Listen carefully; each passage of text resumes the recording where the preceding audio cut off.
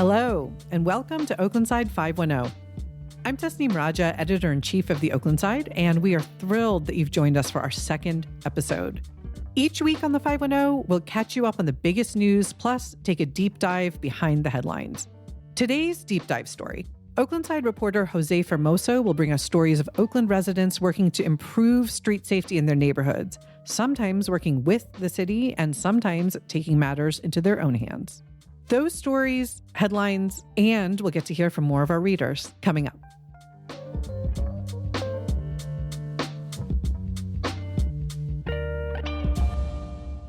All right, I'm here with Darwin BondGraham, our senior news editor, to run through some of our latest headlines. How you doing, Darwin? Hey, I'm good. All right, let's get into the news. Let's start with this one. Here's the headline. Can a new developer finally get Oak Knoll off the ground? What was that about? Yeah, Oak Knoll is a huge piece of real estate in the city. It's 190 acres in the Oakland Hills.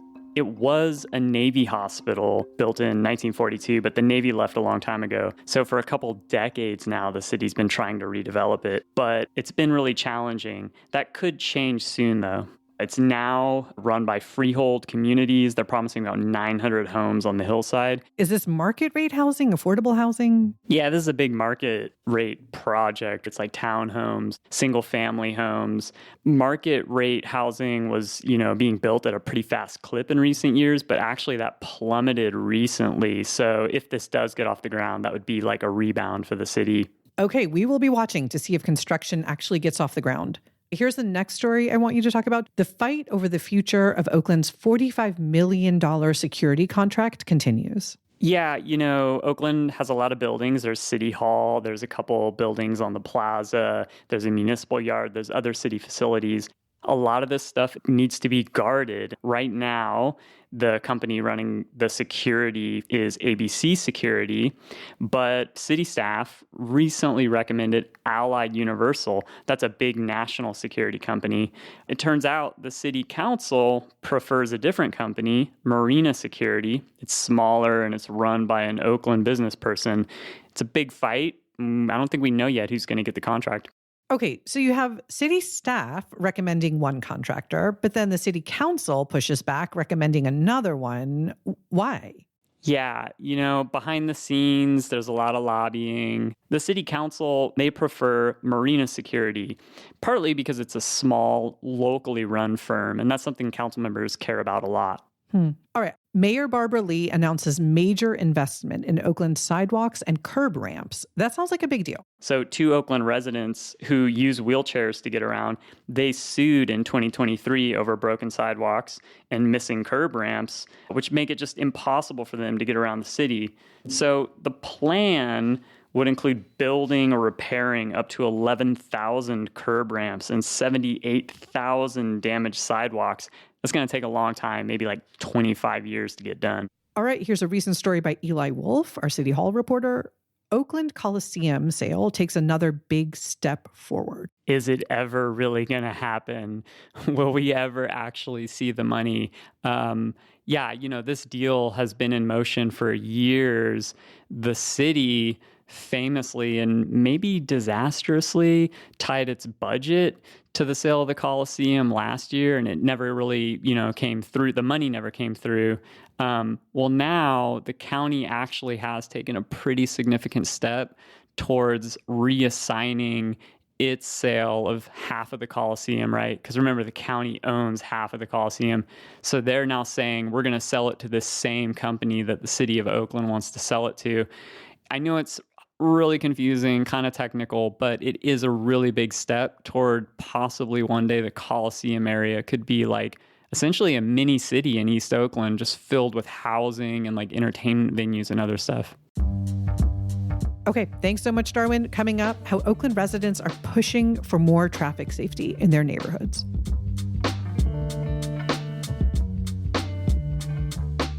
Every week, our newsroom gets emails from Oakland residents who are fed up with dangerous driving in their neighborhoods. Cars speeding, running red lights, making unsafe turns, and participating in sideshows. Last year, 30 Oakland residents were killed in traffic fatalities.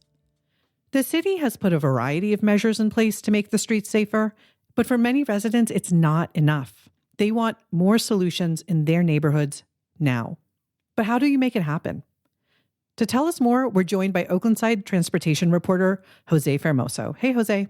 Hi. First, I think it's important to start with a recent tragedy that in some ways represents the nightmare scenario. I'm talking about the death of Marvin Boomer, a beloved Castlemont High School teacher who was killed in an awful traffic collision in May in the Clinton, San Antonio neighborhood. Jose, tell us what happened. So Marvin Boomer was walking after work with his girlfriend, Nina Woodruff, near his home. A man named Eric Scott Hernandez, who was being pursued by the California Highway Patrol, slammed against a hydrant. The hydrant went into the side of Dr. Boomer's body, almost instantaneously killing him. Dr. Boomer pushed his girlfriend, Nina, out of the way, but he died at the corner there. So I know there are a lot of questions around why CHP was pursuing the suspect. For now, I want to focus on the collision and the street where it happened. Yeah, so I went up and down the street and I spoke to everybody that lives there or goes by there. And almost everybody that I spoke to said that they had to constantly look up and down the street if they were going to cross. There were parents of children that refused to cross the street because they just thought it was too dangerous. So I've spent a lot of time on East 21st Street because I drive it every time I drop my daughter off at school. And I've seen everything you're describing. And I had noticed that there were no speed bumps. And then just a few weeks ago, there were. How soon after Dr. Boomer's death did those get installed?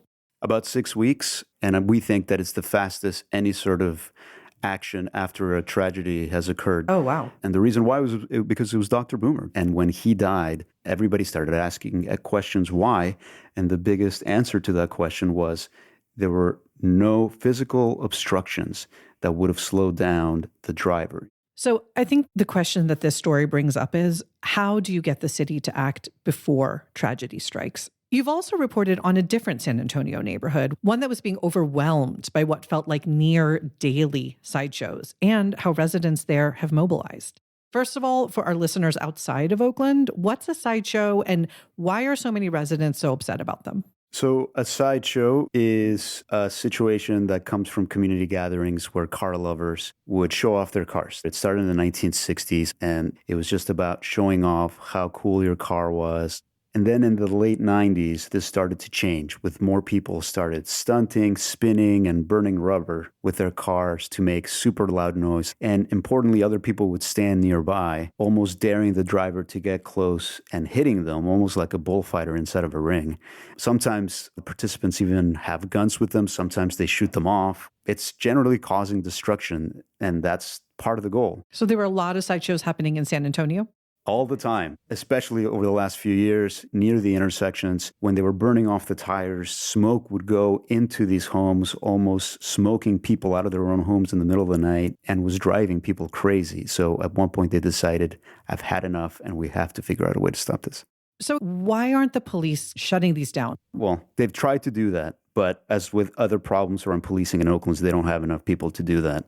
And so we've had instances of over 500 different people at these sideshows with dozens of cars.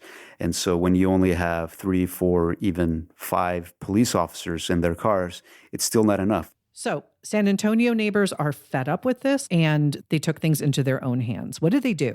So last summer, 2024, about a year ago, they started improvising by adding tire islands on different intersections. What's a tire island? Basically, it's a traffic island made of tires. They said that it stopped a lot of the sideshows.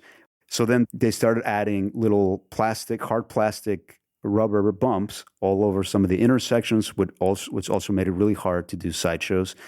And then when they were done with that, they had more of these tires in the middle of East 21st Street as medians, so that it was impossible to do the sideshows.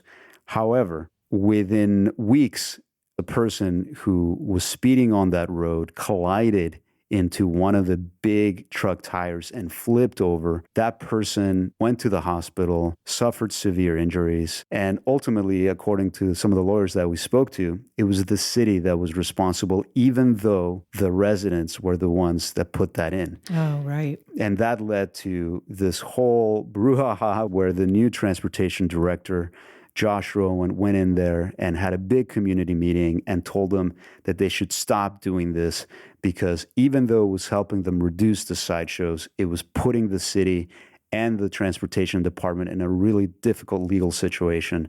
I mean, we're talking about potentially tens of millions of dollars per person that is injured or killed because of these things. Okay, so it sounds like there's been this back and forth. The residents put stuff out in the street. The sideshows do stop. Then the city says, this is dangerous. We have to come and haul it away. And so it's been rinse and repeat over and over again. Where do things stand now? They're in conversation, the Department of Transportation and the residents of San Antonio, to have something done over the next few months. But we don't know yet what will be done there. So we've heard about two neighborhoods. In one, the city reacts to a tragedy and does something that residents were requesting for years. In another, residents force the city to respond through guerrilla actions. Our third story is about a more collaborative approach. So tell us what happened in Rockridge. So I'd say it's an attempt at a collaborative approach that has gone totally haywire. Oh, no. Basically, what's happened is that for years, the people in this part of Rockridge, which is the area between Claremont Avenue and Telegraph Avenue, they've said that a lot of people use these local streets as ways to get through the neighborhood in a really speedy way. And so there's a sense of being fed up about the speeding and about the danger. And so for years, they've tried to engage with the transportation department about doing something. They're saying, hey, our kids are playing on these streets. This is not safe. The city's got to do something about it. Is that right? That's exactly right. And so they decided to engage the Oakland Department of Transportation and said, what can we do here? Let's slow things down. After many months of conversations, last year, the Department of Transportation said that they wanted to put in a diverter project. Basically, a diverter is what you've seen a lot in Berkeley in particular, which is either a K-rail or these like giant planters that force people to make a left or a right. But the nature of a diverter is that it's going to divert people off of one street onto another. And some of the people living on those other streets said, wait, hold on. We don't want traffic getting diverted onto our street. So they started to push back. That's exactly right. And so there was a really difficult meeting in December trying to figure out whether there was going to be a diverter or not. Ultimately, the director of transportation, Josh Rowan, decided there was going to be a working group that included people from every street that would decide together to come up with traffic slowing solutions. And so that began in January. Okay, to recap, we start with this dangerous situation where people are driving onto smaller streets. OokDOT says, hey, we can put in some diverters here. But other residents get upset because they don't want traffic diverted onto their streets. The city says, okay, we're going to work with all of you. Let's form a working group. Where do things stand now? Well, let me explain what happened, which was that they had a working group. It was 6 sessions over 3 months, and they came up with a lot of really good ideas. But ultimately, the Department of Transportation, Rowan, went back and said that while those were good ideas, they will go back to the diverter idea. And that frustrated the people that got into this working group in the first place in order to come up with something besides diverters.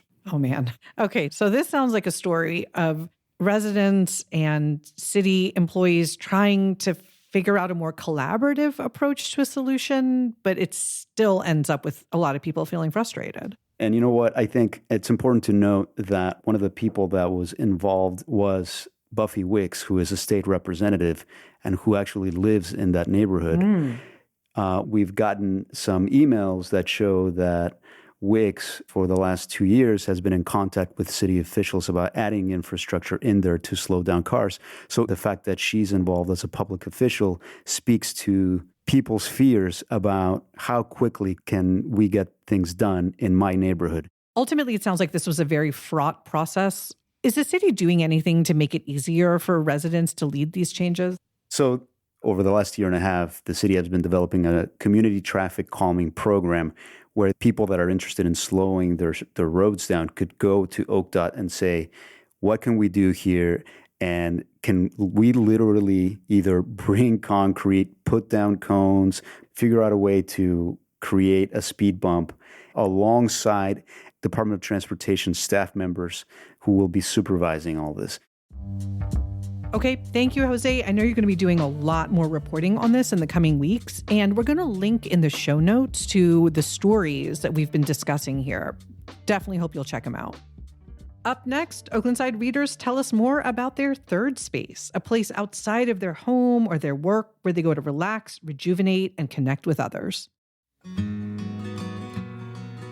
Hi, this is Bruce McCarthy. My third spaces are the pickleball courts at Bushrod Park in Oakland.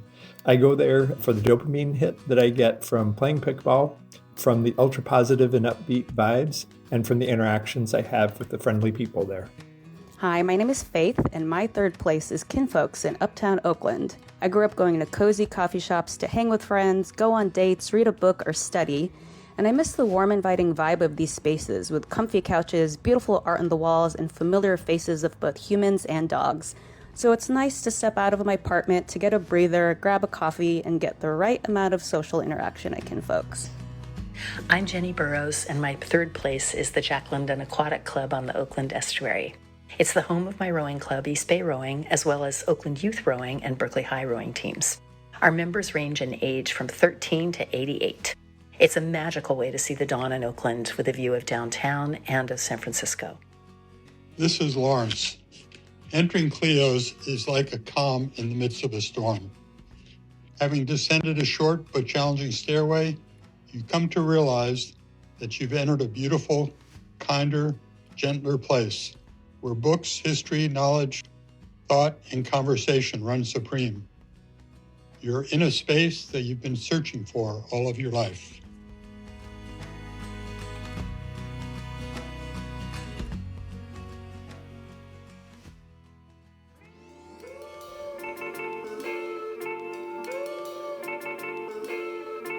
Okay, that's our show. Thank you for listening.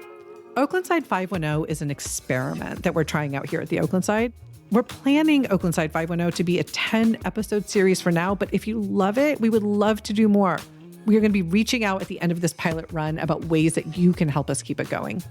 And by the way, if your business or your organization would like to sponsor some episodes, we want to talk to you. And of course, we want to hear what you think. We've been reading everything you guys have been sending in. That email is editors@oaklandside.org. Thank you to Jose Fermoso, Oaklandside's road safety reporter, for joining us to talk about his reporting. Thank you to our senior editor, Darwin BondGraham. Thank you to our audience and everybody who shared their stories about their third place. This show was produced and engineered by Charlie Mintz. Esther Kaplan was the show's editor. I'm editor-in-chief Tasneem Raja. See you next week.